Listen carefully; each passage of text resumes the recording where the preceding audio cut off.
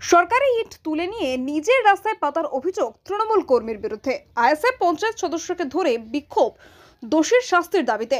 রাস্তার উপর বিছানো ডাবল সেলিং সরকারি ইট তুলে নিজের ব্যক্তিগত রাস্তায় বিছানোর অভিযোগ হলো এক তৃণমূল কর্মীর বিরুদ্ধে। দোষী ব্যক্তির শাস্তির দাবিতে আইএসএফ পঞ্চায়েত সদস্যকে ঘটনাস্থলে টেনে এনে বিক্ষোভ এলাকাবাসীর। এ যেন উদর পিণ্ডি বুদর ঘাড়ে, প্রবাদ বাক্য সত্যি হলো। দক্ষিণ চব্বিশ পরগনা জেলার কাকদ্বীপ বিধানসভার নেতাজি গ্রাম পঞ্চায়েতের পাকুড়তলা এলাকায় আক্তার শেখ নামে এক যুবক তৃণমূলের সক্রিয় কর্মী হিসেবে পরিচিত। ওই যুবক তার 4 ভাই একত্রিত বসবাস করে। গত কয়েকদিন আগে নিজের ঘর অন্যত্র স্থানান্তরিত করে।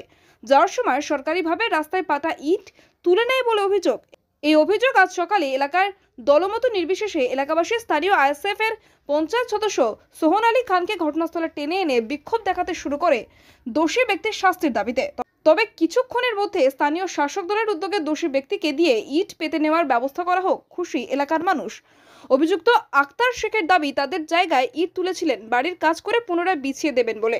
ইট কোথাও নিয়ে যায়নি। স্থানীয় আইএসএফ পঞ্চায়েত সদস্য সোহন আলী খানের দাবি, গত পঞ্চায়েতে তৃণমূলকে হারিয়ে তিনি জিতেছেন। তৃণমূলের লোকের তুলল আর তাকে টেনে এনে বিক্ষোভ দেখালো এলাকাবাসী। এটা ঠিক নয়। তিনি চান এলাকায় উন্নয়ন হোক। শাসক দলের যে যুবক ইট তুলেছে সে পুনরায় ইট পেতে দিক। তৃণমূলের অঞ্চল সভাপতি বাকিবুল্লাহ ফৌজি জানায়, তার দল কোনো অন্যায়ের সঙ্গে আপোষ করে না। যে কোনো কারণে ইট তোলা হোক না কেন, পুনরায় সে ইট পেতে দিয়েছে। তবে এই ঘটনায় দুটি দলের মধ্যে চাপানোত্তর থাকলেও পুনরায় রাস্তায় ইট বিছিয়ে দেওয়ায় খুশি হয়েছে এলাকার মানুষ।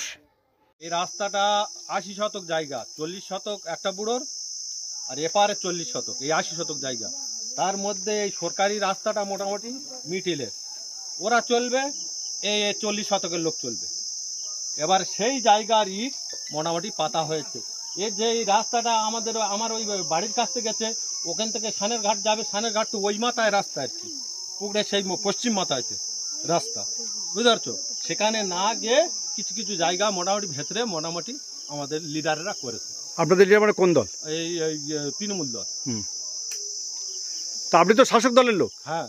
তাহলে এই যে রাস্তাটা এখানে লোকের ব্যক্তিগত রাস্তা, সরকারি রাস্তা হলো কি করে?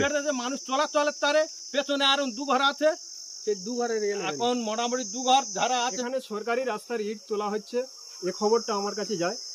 আমি থানার আইসি বাবুকে জানিয়েছি এবং আজকের এরা আমাকে ধরে নিয়ে এসছে এখানে, যে দেখুন কিভাবে ইট তোলা হচ্ছে সরকারি রাস্তা। তা আমি এসে দেখলাম। আমি তো নিরুপায়, আমি তো কিছু করতে পারি না, কারণ আমি বিরোধী দলের মেম্বার, আমি আইএসএফ এর মেম্বার। এখানে অন্যায়, এখানে কেন সারা রাজ্য জুড়ে টিএমসির অনেক অন্যায় অত্যাচার হচ্ছে। আমরা বিরোধী হিসাবে অনেক ঝামেলা ঝাপটের মধ্যে পড়ছি এই অন্যায়কারীদের।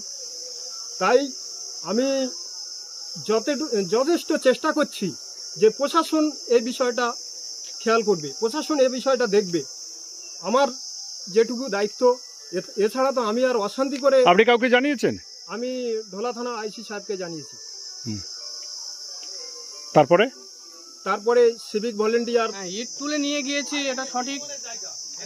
এখানে এটা পুরো স্টেটটাই আমার বাপ কাকাদের, পুরো স্টেটটা যে আশেপাশে ঘরগুলো আছে, পুরো এই 40 শতক সম্পত্তিটা আমার বাপ কাকাদের সম্পত্তি। সেখানে সবাই বসবাস করে, যারা আশেপাশে আছে তাদের জন্য একটা আলাদা রাস্তা ছাড়া আছে, সে রাস্তায় তারা চলবে। আমার বাপ কাকাদের জায়গার উপর থেকেই চলাফেরা করছে, আমার বাপ কাকাদের জায়গার উপরে বসবাস করছে। সেই জায়গার উপর থেকে রাস্তা চলাকালীন তৎকালীন সময় যারা ভূমিকায় থেকে করেছে বা দায়িত্ব নিয়ে রাস্তাটা করিয়েছেন, সেই সমস্ত ব্যক্তিরা বলল যে আপনারা একটু ইয়েটা করে দিন। সেই জায়গাটা আমরা ছেড়ে দিয়েছি। দেওয়ার কারণে এখানে বললো যে তোমরা 5 ভাই বসবাস করছো, তোমাদের জন্য এই রাস্তাটা দেওয়া হোক আমার বাউন্ডারির ভিতরে। এটা কোনো যে সাধারণ লোক চলবে সেরকম কিছু নয়, আমাদের 5 ভাইয়ের বাউন্ডারির ভিতরে এই জায়গাটা। আর তার উপরে ডবল সোলিং কন্ট্রাক্টর নিয়োগ করে রাস্তা হয়েছে। সেখানে আমরা যখন চলে গেছি, 5 ভাই টোটালি চলে গিয়েছি, সেখানে আমাদের রাস্তা ও প্রয়োজন ছিল। আপনার ব্যক্তিগত জায়গায় সরকারিভাবে কন্ট্রাক্টর নিয়োগ করে ডবল সোলিং রাস্তা হলো কি করে? ওইভাবেই ওই জায়গাটার জন্য করেছিল। ওই জায়গাটা যখন ওরা বলল যে আমাদের তো প্রয়োজন আছে রাস্তার, সেইভাবে আমরা দিয়েছি।